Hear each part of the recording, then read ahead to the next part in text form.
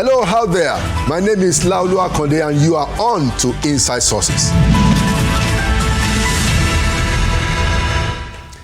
And here is my take for the week entitled About Running Costs and Take-Home Pays.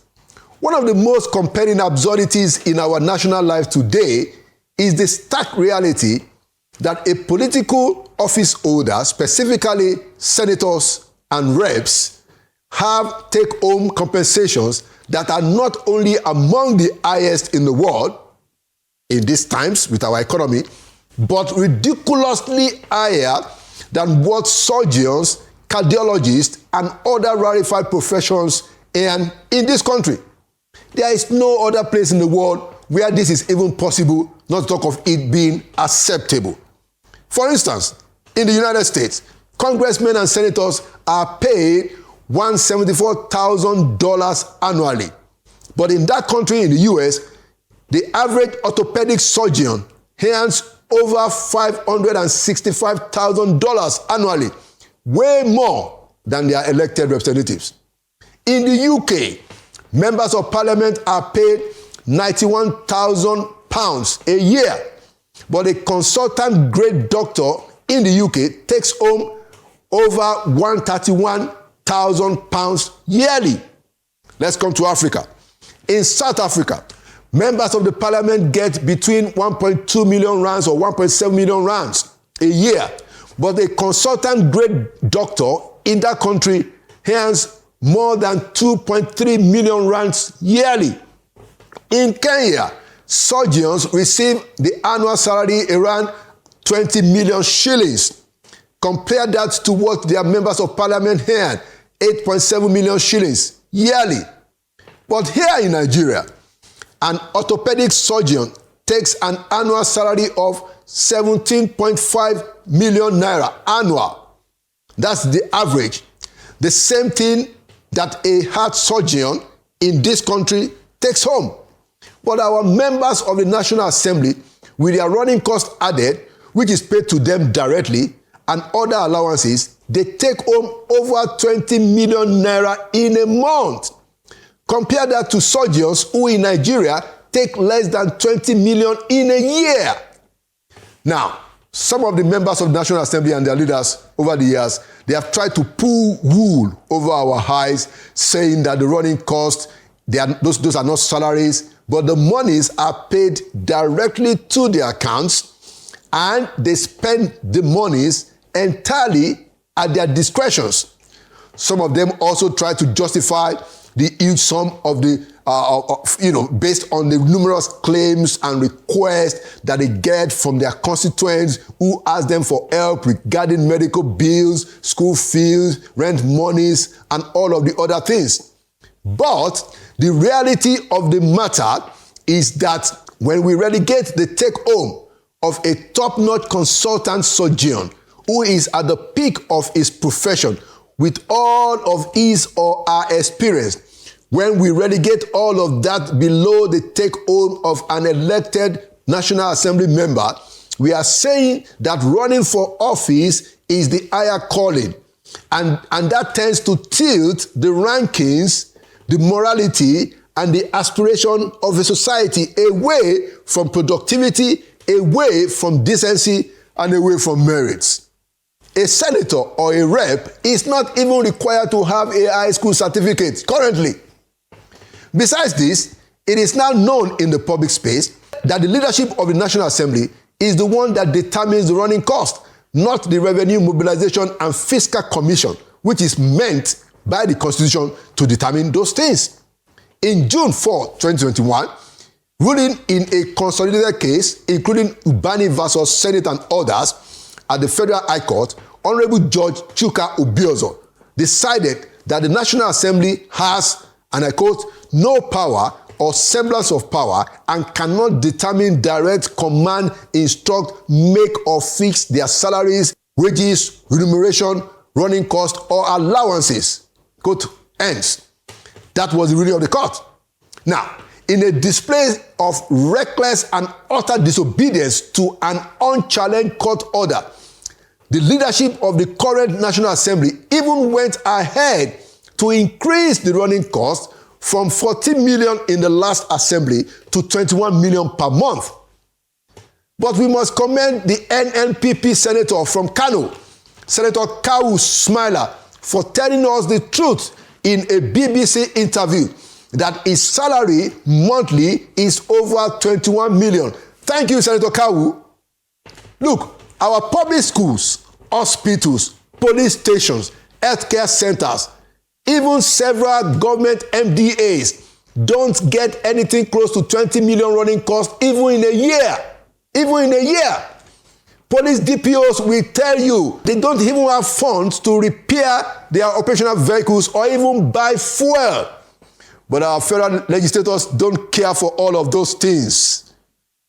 Public water, basic infrastructures are decrepit. Yet, our lawmakers in the federal government are collecting 20 million naira monthly running cost. What a shame. Our political elite doesn't seem to care that the mass of the Nigerian people don't trust them anymore. Otherwise, if they do, they will have modified this selfishness and they will have reduced this cost. And there you have it. My take for the week. Inside Sources will be right back. Welcome back to Inside Sources. We have two segments today, and our first segment is looking at the situation where we have a Chinese firm that has actually succeeded in seizing some of Nigeria's presidential jets. Quite a very embarrassing situation. To discuss this with me, I have two experts. We have Ambassador Usman Saki, who was the former ambassador and deputy permanent representative of Nigeria to the United Nations. Ambassador Saki, you are welcome back to Inside Sources. Thank you, sir. Thank you, right. Mr. Kende. Thank you. It's a pleasure. You're welcome. Thank you. Also, we have Professor Ademola Abbas, a professor of international law. He's also the senior visiting research fellow at the University of Reading. He will be looking at this issue from the legal point of view. Professor Abbas, you are welcome to Inside Sources. Thank you, Ron. Thank you for having me. Good. So let's start, ambassadors. So can you tell us what has happened and in your own view, if you can put it together, what is the way out? What has happened and what do you think, just as an opening comment? Well, thank you very much for having me on this program. Now, what has happened is actually the putting into effect of a judicial decision by an arbitral tribunal in London regarding seizure of Nigerian property to pay for liabilities incurred by Ogun State Government of Nigeria, not the federal government of Nigeria, mind you, to a Chinese company by way of breach of contractual agreements. And the Chinese company, after exhausting internal remedies in Nigeria, proceeded to go to an arbitral panel or tribunal in London. And after hearing the case, the tribunal decided in favor of the Chinese company Zhongshan and offered the payment of around 55 or 56 million US dollars and another $70,000 or $75,000 for moral damages, things like that. Failure to pay these amounts, the Chinese company also went to other courts, I think in France and the United States, to press its claim. And that is why the seizure of the presidential jets happened, to compel Nigeria to honor the commitment to settle the fees of the Chinese company. But before that, what happened was in 2001, the federal government of Nigeria, through the Ministry of Trade and Investment, signed a bilateral agreement with the People's Republic of China for investment promotion between the two countries. That agreement or treaty had 13 articles comprising of various provisions, including protection of investment, protection of assets, honoring of commitments, protection of their agents or nationals, and other things. I'm sure Professor will give more light on those issues. Proceeding from that, in 2006 or 7, Ogun State entered into discussion with a Chinese firm to develop an export-free zone in Ogun State. And in 2010, it signed an agreement with the Zhongshan company to develop an industrial park within the export-free zone. From 2010 to 2016, the company diligently went ahead to develop the place. Infrastructure, buildings, hotels, offices, everything. And in 2016, the business started to pay dividends. And they paid about 160 million naira in taxes. To Ogun State? To Ogun State, or to, I don't know, but in taxes. Well, the taxes, basically. To possibly, maybe Professor can confirm, to Ogun State. Now, that same year, Ogun State decided for some reason that Zhongshan was not entitled to have the assets or shares of that company. It was another Chinese company that should own the assets. So arbitrarily, Ogun State deprived Zhongshan of ownership of a percentage or share of the proceedings of the company. Allegedly, they seized their property and even detained their personnel. Flowing from that, Zhongshan came or went to the courts in Nigeria to complain, and nothing apparently happened. So they went outside the territory of Nigeria to seek arbitral decision in London. And that arbitral decision, I think in 2021, was issued by the arbitration tribunal in London against Nigeria. Right. So that is the genesis of the... wow. So it is a breach of contract, you can call it, or a break-in transaction that did not favor the Chinese company. And to seek redress, they went out of the country to do that. And I think it's normal in commercial transactions. So it is not a matter of Chinese companies seizing Nigerian property, but courts and tribunals issuing verdicts against Nigeria and ordering the seizure of Nigerian property in order to compensate the Chinese company for their losses. Thank you so much for setting the outlook very, very, very properly. So let's take it to Professor Abbas. So now, from a legal point of view, who do we hold responsible, Ogun State or Federal Republic? And I'm just asking that question for you to just open up. Please, you are free to also make opening remarks. Thank you very much, Alaudi. Thanks for having me.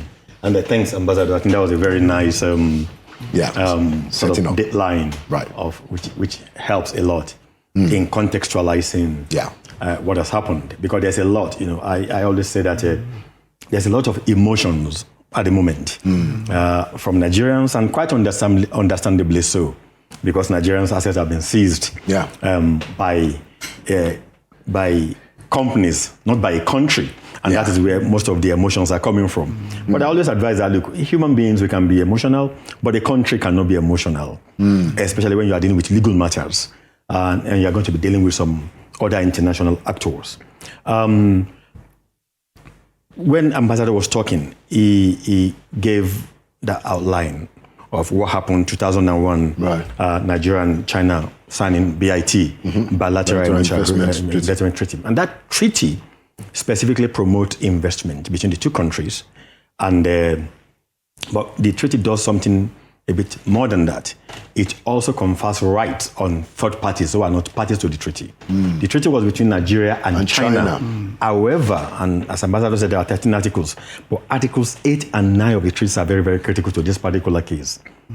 Normally, when you have a commercial transaction like that between countries or between a country and individual, you want to build in what you call a compromise. A compromise is basically an arbitration clause. A compromise, we call it like compromise without E.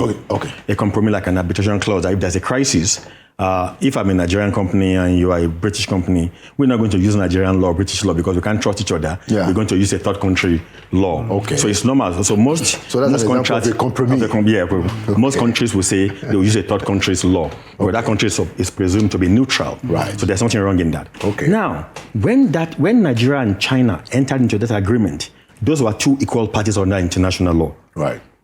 So the arbitration clause says in Article 8 that if there's a crisis, if there's a dispute between Nigeria and China, either of them can take each other up, obviously. That could have gone to arbitration, or both of them could have gone to ICJ, International Court of Justice, but they are both states. Right. But Nigeria did something, or allowed something in that treaty. Nigeria went further by allowing Article 9 to be built in that treaty that says if there's a conflict between any of those states and their nationals, in this case, the Sunshine Company is a national of China. Even though it's not a state, it's a company. So, in other words, you have a two-way system dispute resolution instead of one. You need to understand that first and foremost, because that became an issue later. When we come and take the case apart, we'll understand why that probably is a grievous error that Nigeria made. But we'll come down to that. But it wasn't Nigeria's idea, because it suggested as if Nigeria, Nigeria considered. Nigeria ratified that treaty. Yes. And the court actually came back to that to actually, lance down Nigeria. Yeah. Now, so when people are saying, okay, well, Ogun State, as Ambassador said, 2001, 2007, there was a negotiation to create the free trade zone, Ogunjo free trade zone. 2010, they brought in Zonchan Company to come and build industrial park and this and that. Now that now is a state, it's a subnational Ogun State now doing that in furtherance of that particular treaty. Yeah. So Ogun State is a third party beneficiary under that treaty. Right. Basically. Now Ogun State, for whatever reasons, terminated the agreement in 2016. Now we are not in full possession of the merit of the case per se, and that was not the issue in court at all. That was decided at the arbitration in London. In 2021. Right. Now, Ogun State terminated, and as that company was supposed to do, it went to a Nigerian court, both state and federal, in 2016.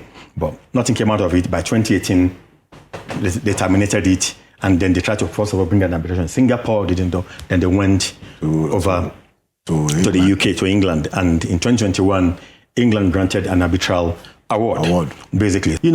What Nigeria is facing is the consequence of Nigeria not allowing certain things to take place which it has committed to under the treaty.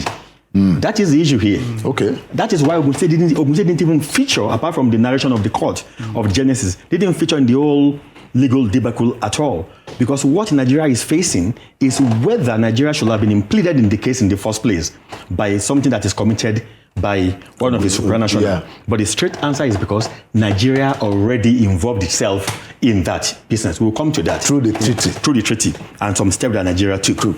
So basically, in terms of apportioning blame, where Ogun State will be blamed to the extent, probably, if that can be proved, of not complying with its own contractual agreement.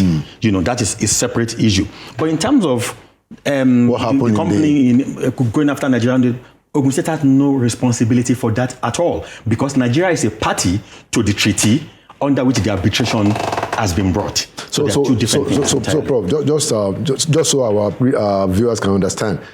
So when the matter went to arbitration, right, it was an arbitration between who and who? It was an arbitration between Nigeria as a country and the Zonchon Company.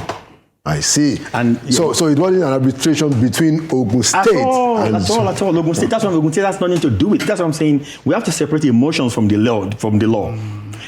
Now what Zonchon Company went after Nigeria for was very simple. As a matter of fact, if you look at Article 2 and 3 of that particular of the BIT, it made it very clear that you are going to protect the investors. You protect their investment, you deal with them equitably and everything, and so on and so forth. And to guarantee all those commitments Nigeria made, it then say, if you fail, then they can sue you as a country under Article 9 of the same treaty. Wow. So what Zonchon is doing is that Nigeria, when you sign an agreement with our own parent country, which is China, you committed to China that you will protect Chinese investment, Chinese who are investing in your country. As a national federal government. So we went to your court, we couldn't get anything. We were mistreated, this and that. So for that, there's an issue. Okay. So we are seeking arbitration. All right. So we're going to come back to that, but I wanted to go to the ambassador, because you raised a very important point about the bilateral investment treaty And it will seem that it's one of the articles that is the basis for which we are in this situation. That's right. So Ambassador, can you give us some insight into how these treaties, I mean, you are an ambassador, you have been in the foreign service, you represented Nigeria at the UN. How do we, what is the procedure that is normally taken for Nigeria to sign, a treaty of this nature?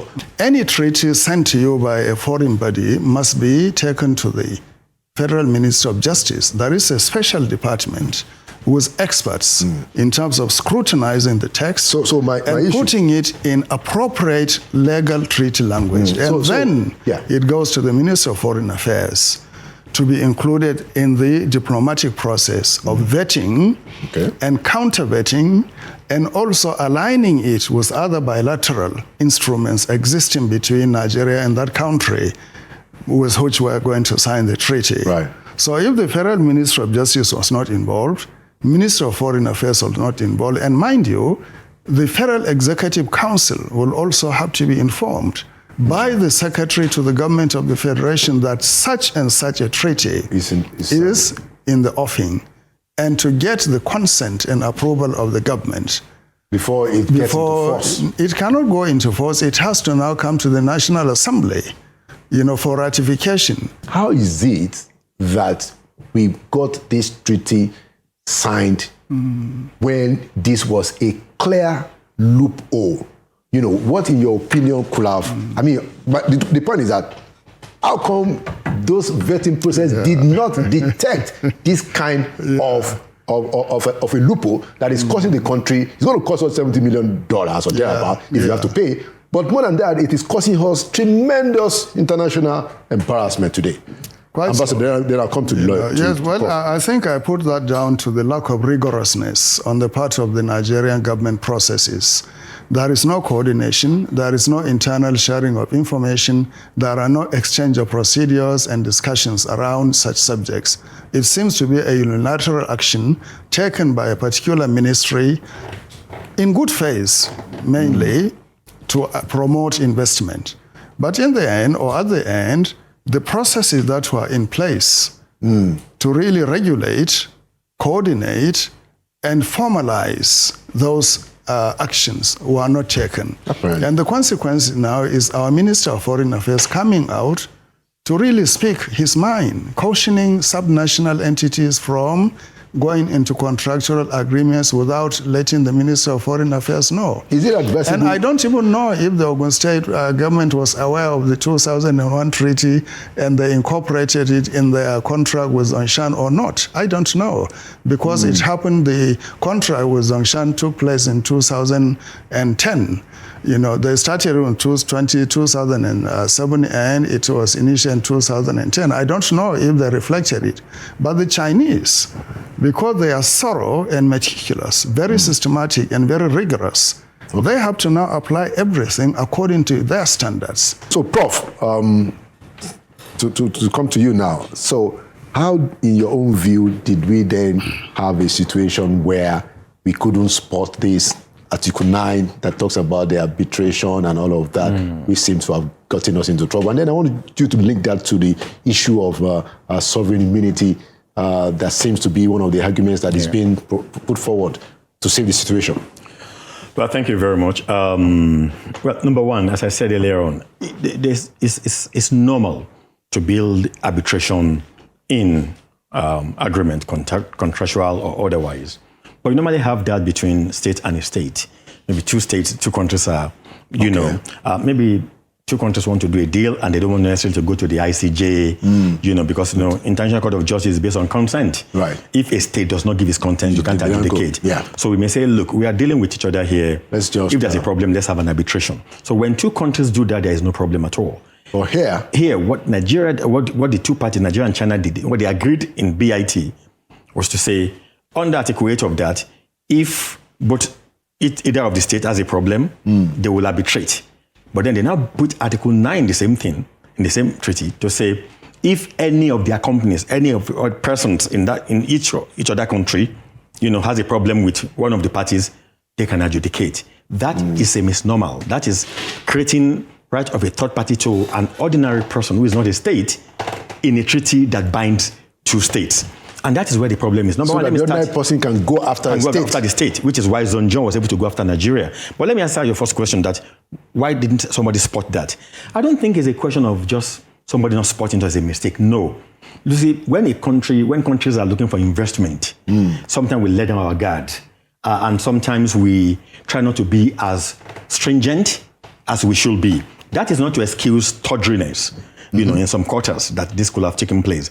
What I'm saying is that it's not extraordinary that, people just felt, look, we are trying to encourage investors to come to our country. But then what you should never do is to kill yourself with poison out of courtesy, which is what Nigeria did eventually. And you could have just limited the whole thing to arbitration between China and Nigeria. If there was no Article 9 in that BIT, what could have happened that in this situation that a Chinese company has been wronged, the Chinese company will apply what is called espousal doctrine.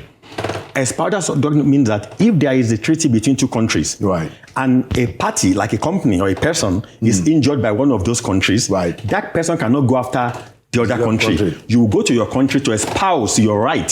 So that it will be country to country.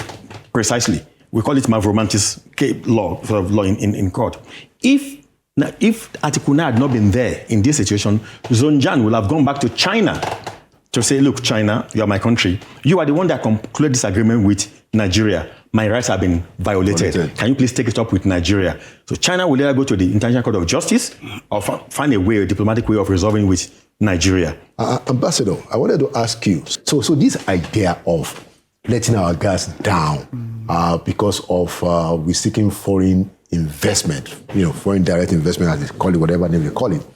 Now, I mean, is it really, in your view, since you are a diplomat, is it really the best way to get investment? Do you think we are becoming too desperate to get foreign direct investment and possibly doing it in the wrong way? Because I have had arguments, that says that, look, you guys do your stuff properly, ease of doing business, encourage local investors, if foreign investors see all of these things in place, you won't have to be running all over the place chasing after investors. What do you say, Ambassador? What's your view?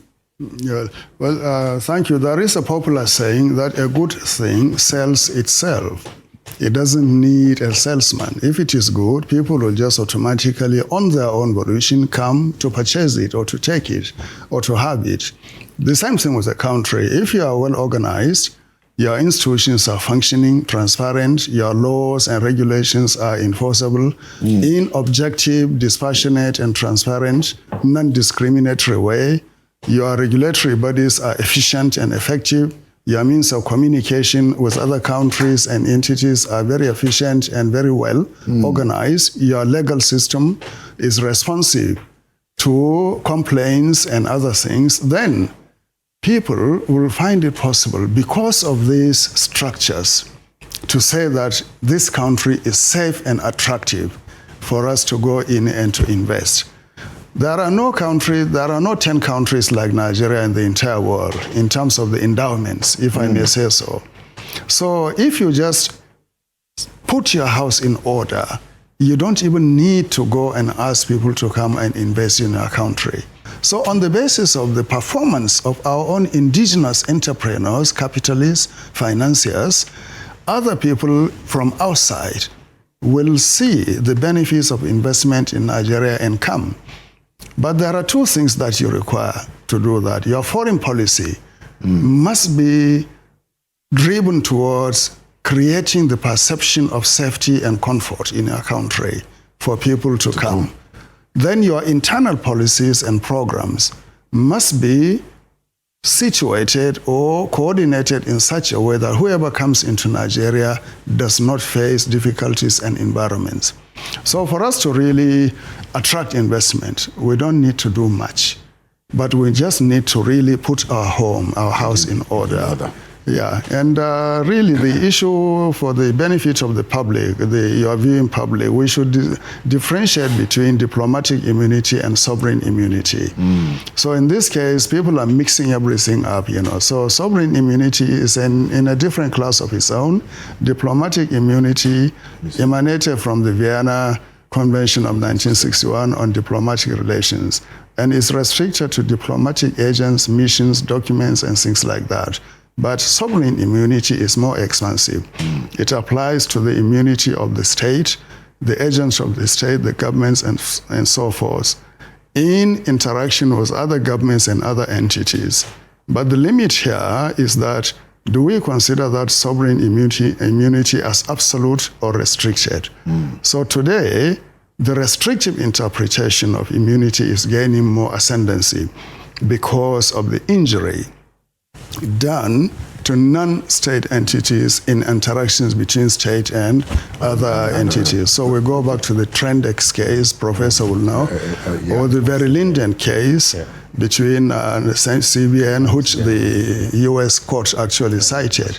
So these are things that when you descend to the level of commercial action as a state, you cannot claim immunity. Thank you. Yeah, that is the issue. Thank you so much. Yeah. So final question to Prof, in making your concluding remarks, reading through the some of the court cases in this matter, there were instances where the judges, called out the Nigerian, whoever the lawyers were, that first of all, they didn't even file their appeal within the time that is given. 2 or 3 instances of such delay and tardiness.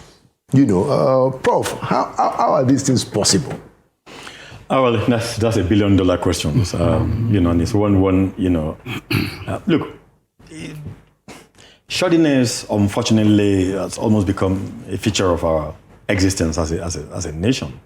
I know that we should allow it, but somehow it has come to characterize many things we do, not only within the country, but also outside the country. An example is what you just said.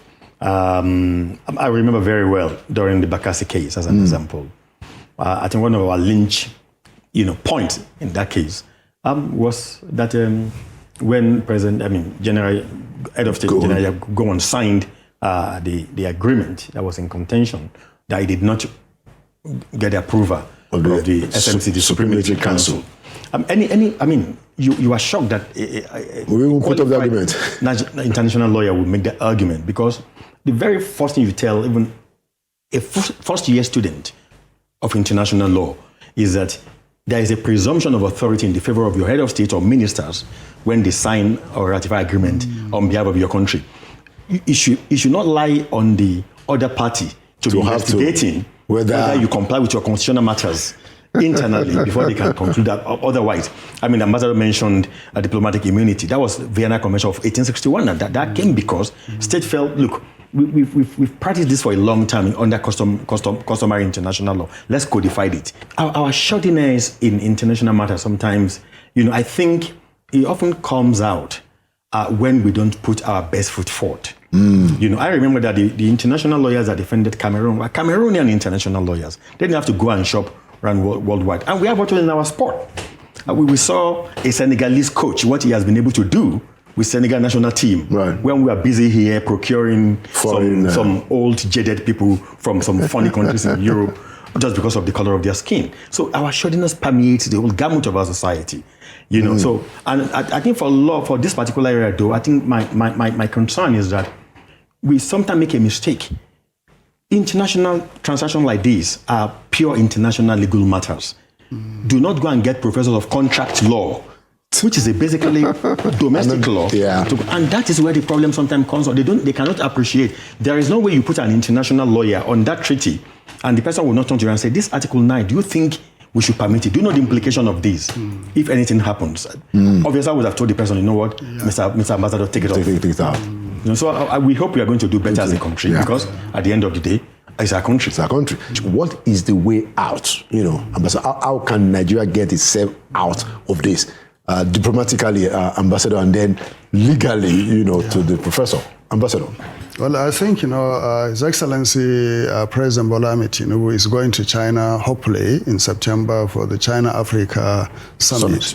I think he should have a bilateral meeting with his counterpart, President Xi Jinping, to discuss this matter and see if it will be resolved amicably. That is one, and possibly they may meet on the margins of the UN General Assembly in September in New York. And I think that can be resolved. If they don't meet in Beijing, personally, they should meet in New York to discuss this issue. But before then, I think the Minister of Justice and Minister of Foreign Affairs should exchange notes, and the Minister of Foreign Affairs should really, speak with the Chinese ambassador here to really, contain the damage and de-escalate the issue so that this seizure of properties should cease. Because today I read somewhere that in Liverpool, they seize our properties. So I think they should stop. It's very embarrassing to the country. Thank you very much. What's the way out legally? Well, I mean, look, legally, I think first and foremost is for the countries to go back to the drawing board and look at this kind of treaties and try to understand comprehensively the kind of arbitration clauses that we've permitted in them to stay. Being aware of such treaties, I mean, will prime us as to what to do. Maybe if they were aware of the potency and of Article 9, this wouldn't have happened, though they would have prepared for it. That's number one. Number two, I think there should be a better coordination, synergy between the national authorities and the subnational authorities.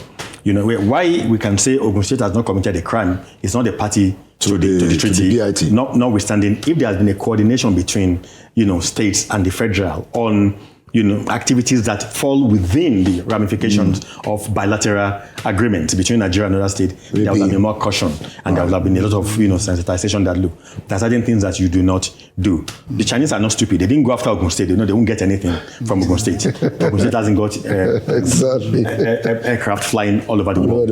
Or properties. So I think that is a very, very important one. And finally, the third one is we need to make sure that when we have international cases, international dispute arbitration, let's put our finest international lawyers or contract lawyers forward and listen to be able to do a good job for us. All right, thank you so much, Ambassador Usman Saki and Professor Ademola Abbas. Thank you for coming to Inside Sources, and thank you for the insight that you have shared. Thank you. And thank you for viewing Inside Sources. We'll be right back.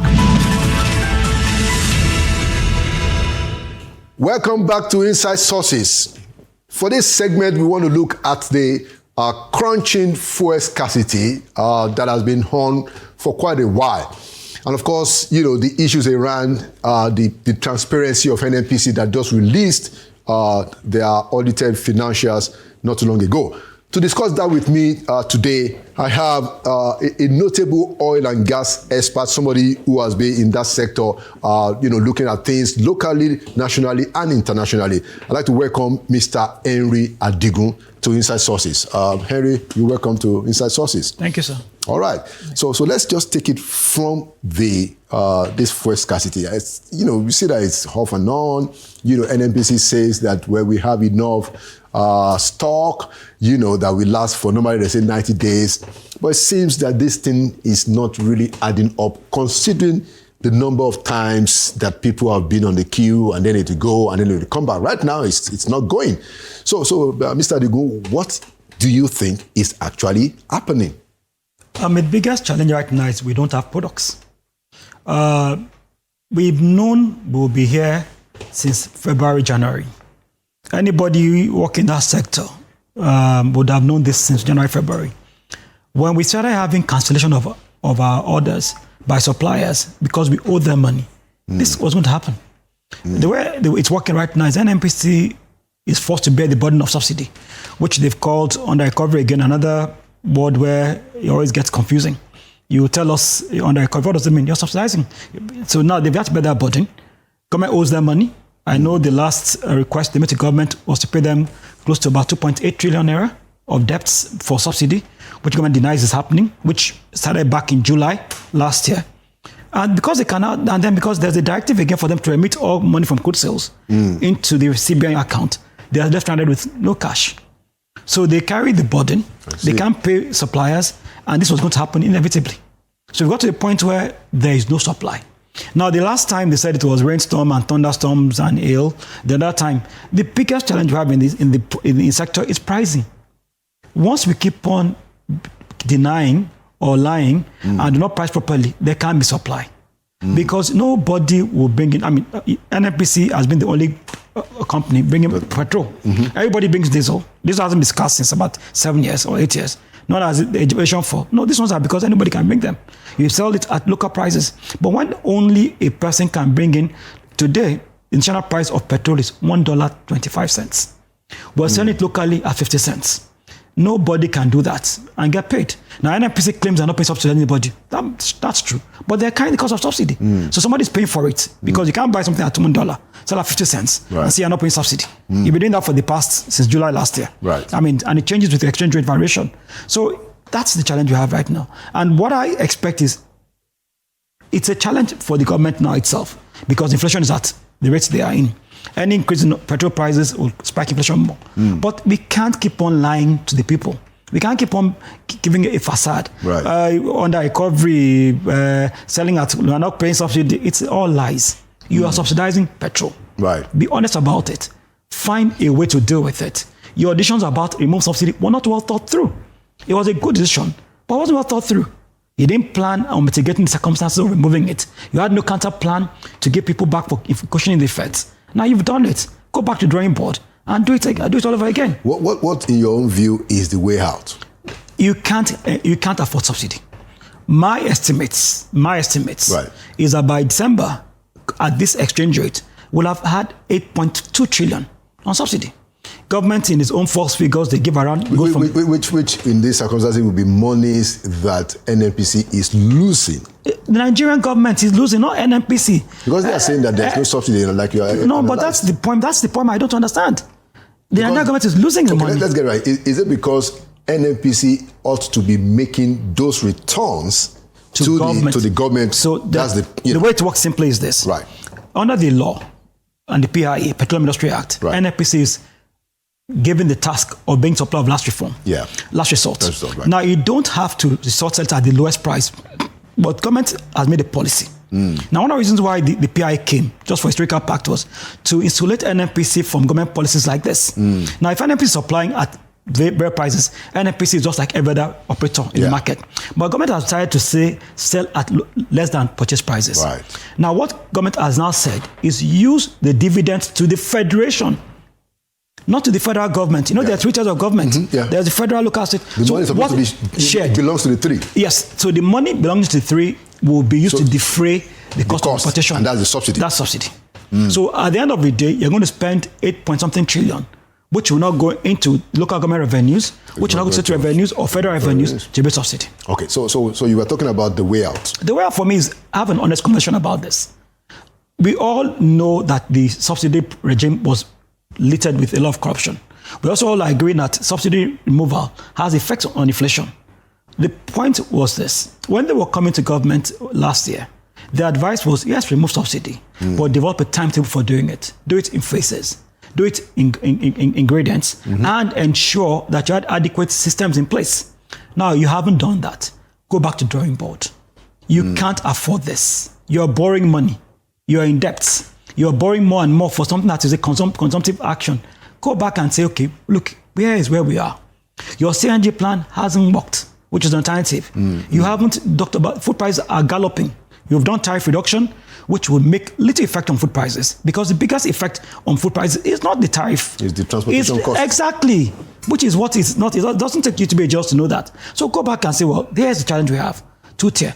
And if you decide that you want to subsidize, which you can be a decision, find a way of affording it and have a way of reducing the burden on a gradual basis.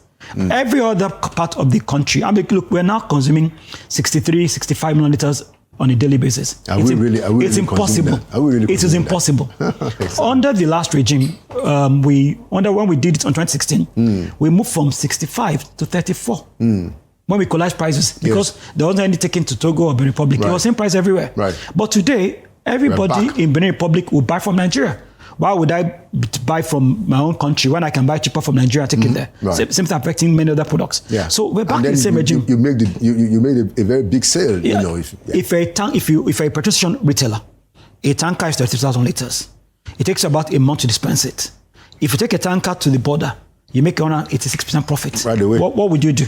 It's not so. No matter how much you say you want to tighten your borders, the margins are such in a difference where the incentives are too high. So unless you equalize costs, then you can have a problem. And the challenge is you're not only subsidizing Nigerians, West Africa, you're spending Nigerians' inheritance on a non-renewable energy thing source to fritter it away. So Nigerians are burden of something where Benin Republic, Togo, and Niger Republic are enjoying, and we are suffering everything. Interesting. Now, so quickly back to this, to the first scarcity situation. Based on what you know and what is happening, how do we get out of that? What do you think can be the immediate they will solution? have by next 2-3 weeks. It will ease off because NNPC has asked supply outside their normal suppliers to bring in. I'm aware 1 or 2 local people have been asked to bring petrol in. I have asked those who say they want to. I'm asking, how are you going to get paid? Because I don't know whether the money is not available for NNPC to pay. I know there's been a request for government to pay them what they owe them. But I still know that there are a lot of non-functionality system. That's why I found out that independent marketers who are selling petrol are selling as high as 900, 1,000, 1,200, depending on where you go.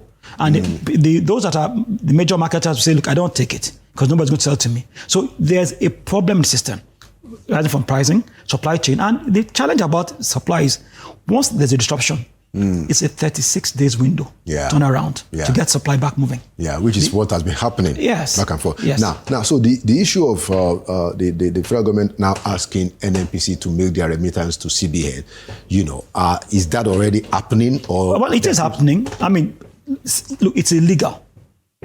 NNPC is registered under KAMA. And when KAMA is what the guides corporate. Now, under KAMA, NNPC ought to be able to keep that money for business and then repatriate profits. That's what profits we should get, not the whole money. But government is still not implementing the PI properly. Because the government is also cash trapped. Well, that's the challenge we have. So government's cash trapped, and there is a lot of issues around NNPC transparency. Especially because of the differential rates they were using before, where they would get dollar at this and decide differential rates they would use under the swaps arrangement and the DSDP, direct purchase. But again... Is that still going on?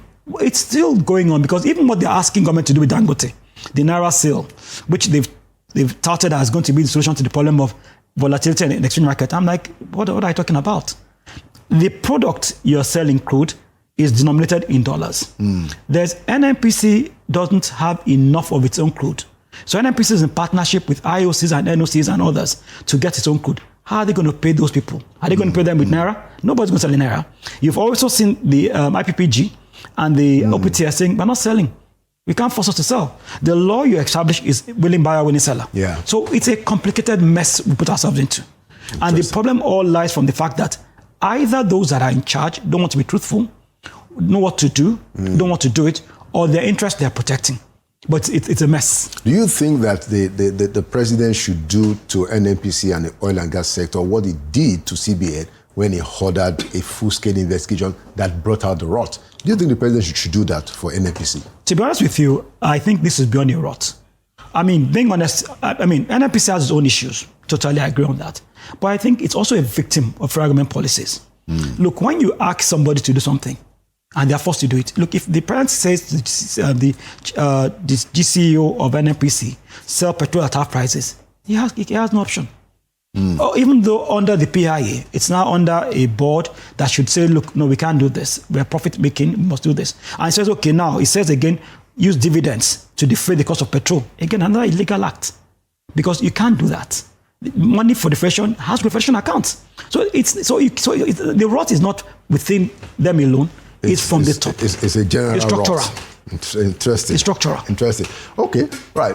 So NNPC just released their audited financials, and of course, so we are now hearing that, we are transparent. What's your take? Well, let's say they are moving towards transparency. They're not there yet. Transparency is not what I tell you. Transparency is what you need to know that I tell you. So I can tell you something, and I give you an aura of transparency. But is that what you need to know?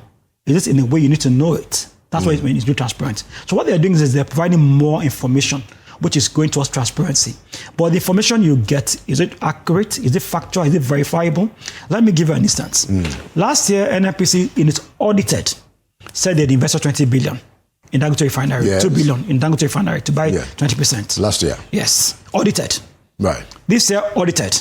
We've only put 1.76 billion. Say that again. We've only So said they 1. said 2 billion. They said 2 point audited. something billion. Now they last said year, 1.6. 1.676 billion. So was there an explanation for the damages? Now you have now some Discrepancy? 2.2. Audited. Who did that audit? It's a different thing to say we intend to. Where there's intent. Now you can have intent and not make it happen because intents are intents. But when you claim something is audited, somebody verified that information. Yeah, an independent until accountant. Dangote, correct. Until Dangote came out and said, no, you've only invested 7.4% in my refinery. Then you now release a press statement and say, well, we've limited our investment for certain reasons, which wasn't even very clear. Now, in your audited again, you now say, well, we paid back out of the 1.3 billion we borrowed, we paid back 656 billion, it's left this and everything. Again, there are a lot of gaps in information. Now, you're saying you made so much money from petrol in Nigeria, supplying to this in gas and everything. Are we adding LNG money, which you're a shareholder, but on the behalf of the government, into these profits? Because LNG is one that supplies this other country you're talking about, not you yourself. Yeah. A well-published statement that is transparent will take each of their corporations and say, break it down.